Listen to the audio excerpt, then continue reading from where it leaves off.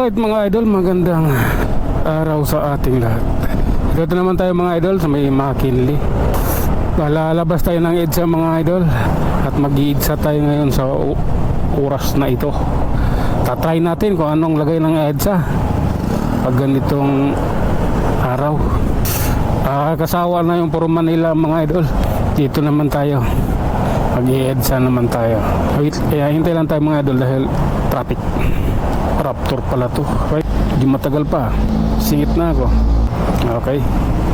Mabuti to bumabante na. Kala ko di pa eh. Sisingit na sana ako eh. Okay. Ayan po sila. Tulad ng sinabi ko, mag-i-EDSA tayo. Okay. Diba? Dito na tayo sa EDSA mga idol. At ito ang lagay dito. Alright. Bike lane ka agad, grabe naman. Mamaya na, bike lane na sila eh. Yung mga kapwa ko, riders. Mamaya na ako. Magpapakabait mo na ako.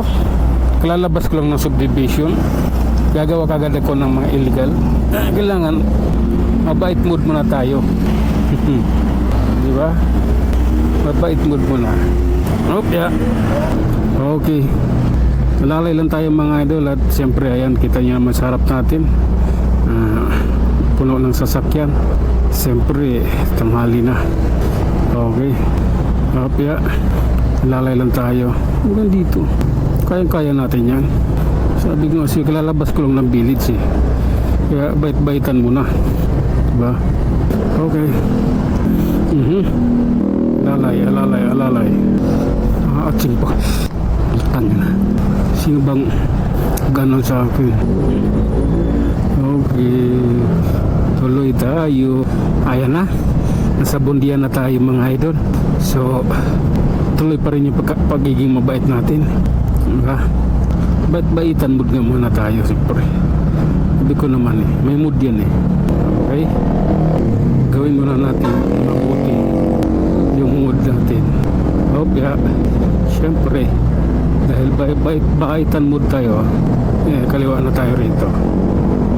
Kasi maluwag dito banda eh. Kaliwa yung papasok ng global yan, papuntang global. Kahanan, Bonifacio Global City ang punta nila. Medyo pila sila dyan. Yun yung hindi maganda. Okay, tuloy lang. Okay, grabe na ito mga idol. Dito maluwag sa mga idol. Inaano ko lang yung busina mga idol dahil pinagawa ko to kahapon. Gumastos ako ng 400 nito kahapon. Tapos yun humina ulit, nagiging supot. Kaya ang gagawin ko dito,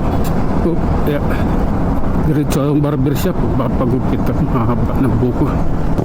Okay, alali lamang maalon dito eh. Okay. Opya. Lalay. Okay. Pagbigyan na natin kadana. Ano naman natin yung sa atin ating biyahe. Kailangan talaga.